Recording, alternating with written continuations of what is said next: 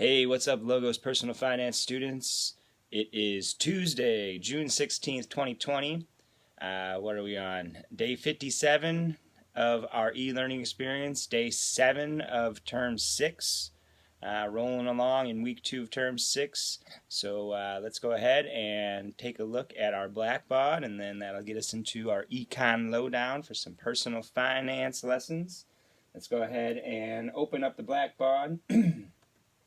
There it is. So, personal finance. Remember, if you're in 5th hour, 2nd hour, it doesn't matter because we're not at school. We don't have hours. We don't have bells, right?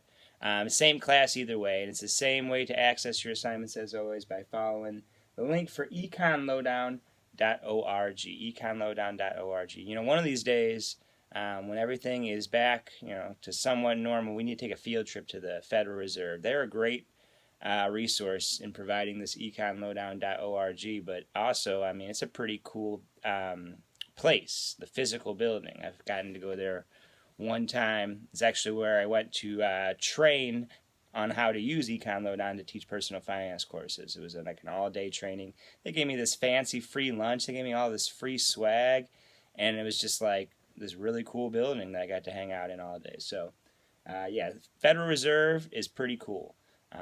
They do have too much money and too much power, if you ask me. But they run a good website. So let's check it out. econlowdown.org. There's the link right there. There's multiple places to find the link, right? There's a link over here, too. And there's a handsome guy showing you the college scorecard yesterday. Let's follow this link, just for fun. It takes us to the same place. econlowdown.org. Run by the St. Louis Federal Reserve. Federal Reserve Bank of St. Louis online learning program.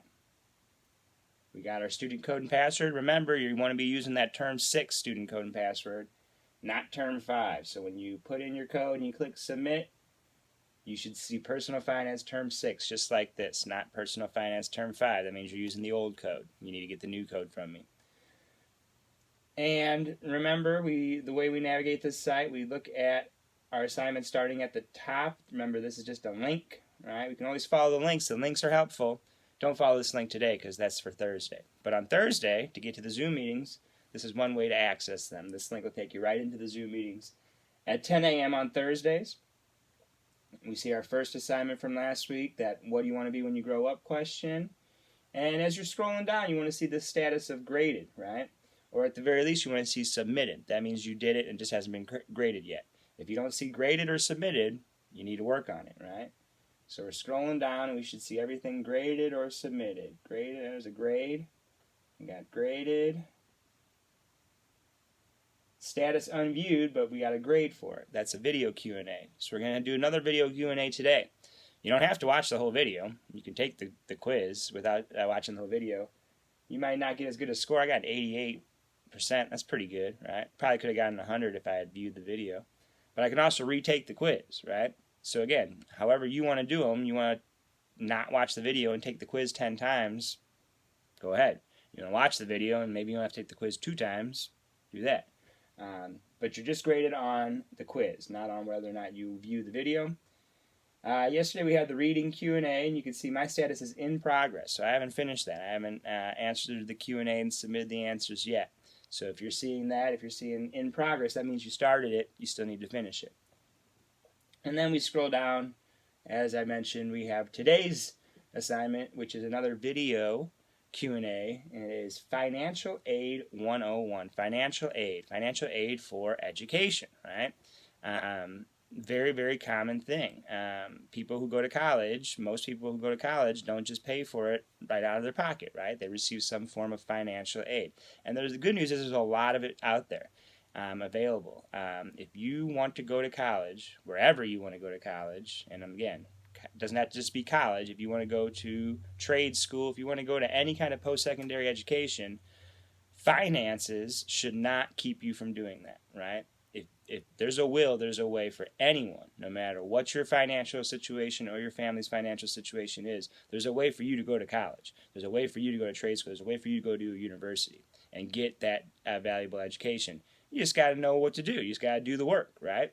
So let's watch this video, and hopefully it will help us understand what kind of work that it involves as far as getting financial aid for post-secondary education. So we click on launch, and it shows us the video. It's a longer video, so we're not going to watch the whole thing, 8.5 minutes. And then once we're ready, we'll click on I've got this, quiz me. Let's go ahead and turn those captions on.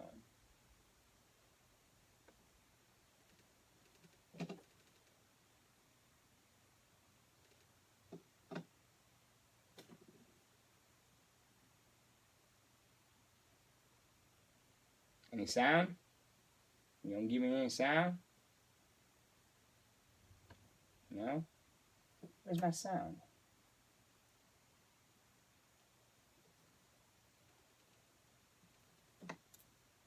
Volume's up. Captions on.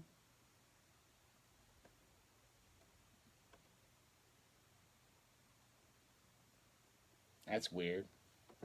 Well, hopefully your sound works.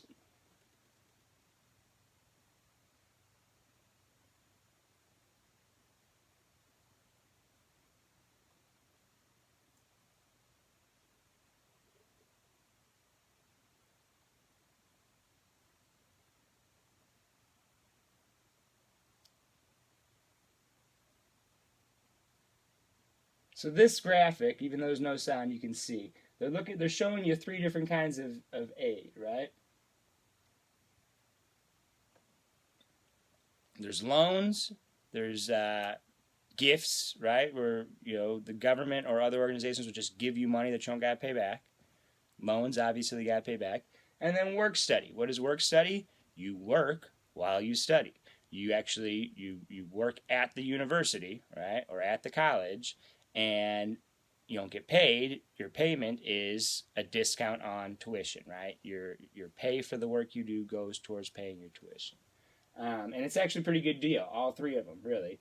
The gift's the best deal. You don't got to pay anything back, no strings attached. You just get that money and you use it for school. That's the only catch, right? Loans, you got to pay back. And work study, you got to do the work. But let's go ahead and check this quiz. How many questions on this quiz? 10 questions. Woo!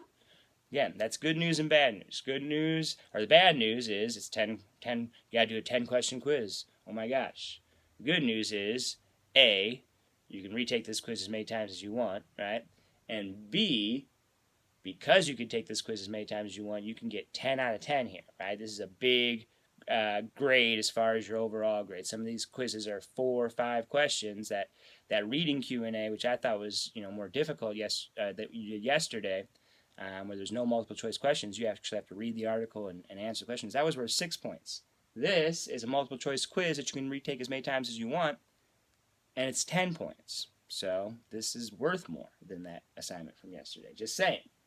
Let's see. Number 1. My number 1 says, what are the characteristics of a private loan? A, they are subsidized by the federal government. B, they are always unsubsidized and offer at a fixed interest rate of 8%. C, they are usually provided by banks or credit unions at higher interest rates with a shorter grace period and may include origination fees or penalties for prepayment. D, they are offered by the federal government based upon the student's expected family contribution. Whoa, that's a lot. Okay, let's break this down because I didn't see the whole video and I couldn't hear the audio. A private loan is not the federal government, so that knocks A out, that knocks D out, right? So it's either B or C. So let's see. B, they're always unsubsidized and offered at a fixed interest rate of 8%. That doesn't seem right to me. So let's see C. They are usually provided by banks or credit unions at higher interest rates with a shorter grace period and may include, I think it's C. Let's take a look. Hey, how about that? That's a good one. All right. So, if I can do it, you can do it. I'm going to go back and watch the video, though, with sound when I can get the sound working because I don't feel confident I can get all 10 out of 10 without watching the video. But I got the first one just by guessing, all right? And so that's the thing. You can do it however you feel comfortable. You want to try it just guessing and see what you get the first time. If you don't like your score, retake it. Rewatch the video. But if you have any questions or concerns about this or any of the other assignments, please let me know. Otherwise, have a good day. See you tomorrow. Peace.